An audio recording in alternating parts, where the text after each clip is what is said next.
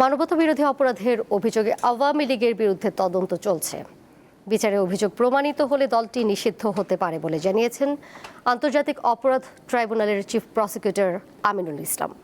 বলেন, আওয়ামী লীগের বিচার হলে সংগঠনের সভাপতি হিসেবে শেখ হাসিনাও বিচারের আওতায় আসবেন। রাজনৈতিক দল হিসেবে আওয়ামী লীগের বিচার দাবি করেছি আমরা, আপনারা দাবি করেছেন, তদন্ত পরিচালিত হচ্ছে ইনশাআল্লাহ। শনিবার রাজধানীর আগারগাঁওয়ে বাংলাদেশ চীন মৈত্রী সম্মেলন কেন্দ্রে জুলাই জাতীয় সম্মেলনে স্বরাষ্ট্রমন্ত্রী আওয়ামী লীগের বিচারের বিষয়ে বক্তব্য দেন। এটি যে শুধু কথার কথা নয় তা জানালেন আন্তর্জাতিক অপরাধ ট্রাইব্যুনালের চিফ প্রসিকিউটর।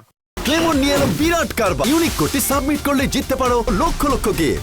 বিস্তারিত ফেসবুক পেজে। রবিবার বিষয়টি নিয়ে তিনি সাংবাদিকদের সঙ্গে কথা বলেন।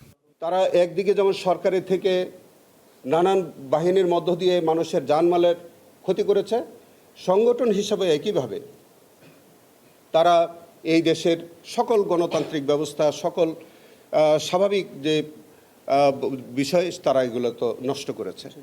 তো সেই কারণে এবং সবচেয়ে বড় যে ভূমিকা রেখেছে যে তারা গত জুলাই আন্দোলনে নির্বিচারে ছাত্র জনতার উপর তাদের একদিকে তাদের সরকারের বিভিন্ন বাহিনীকে লেলিয়ে দিয়েছে, অন্যদিকে তাদের সাংগঠনিকভাবে তাদের ছাত্রলীগ, যুবলীগ, মূলদল তারা জনগণের জানমালের উপর আক্রমণ করে হতাহতের ঘটনা ঘটিয়েছে।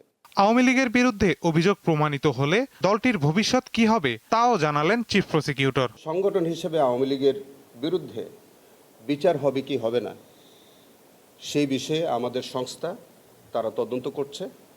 তদন্ত করার পরে যদি সংগঠন হিসেবে আওয়ামী লীগের বিরুদ্ধে প্রাথমিক অভিযোগ পাওয়া যায়, আমার কাছে রিপোর্ট যদি দাখিল করা হয়, আমি আন্তর্জাতিক অপরাধ ট্রাইব্যুনালের চিফ প্রসিকিউটর হিসেবে রিপোর্ট প্রাপ্তির সাপেক্ষে প্রয়োজনীয় ব্যবস্থা গ্রহণ করার সুযোগ আছে।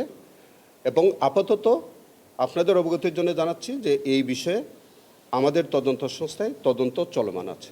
সন্ত্রাস বিরোধী আইনে বর্তমানে আওয়ামী লীগের কার্যক্রম নিষিদ্ধ রয়েছে। Thank you. মাহিদুর রহমান, দীপ্ত সংবাদ, ঢাকা।